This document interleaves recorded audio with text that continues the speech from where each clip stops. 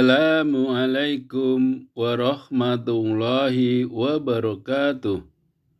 Monggo kita ngasesarengan wonten ing wekdal menika kita deres Quran surat Al-Falaq ayat setunggal dumugi ayat gangsal.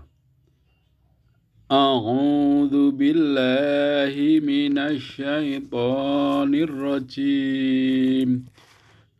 Kula nyuwun pangreksa dumateng Gusti Allah saking panggodanipun setan ingkang dipun ranjam. Bismillahirrahmanirrahim.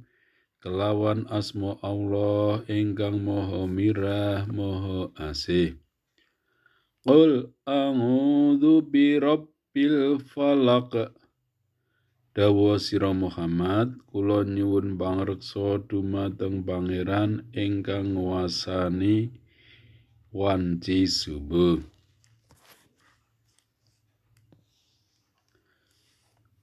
Min syarri ma khalaq, saking awonipun makhluk ingkang dipun ciptakaken.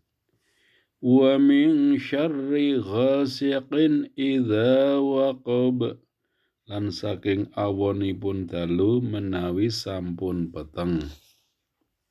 Wa min syarrin naffatsati fil uqad, lan saking awonipun dukun sihir ingkang nyebul-nyebul bundelanipun.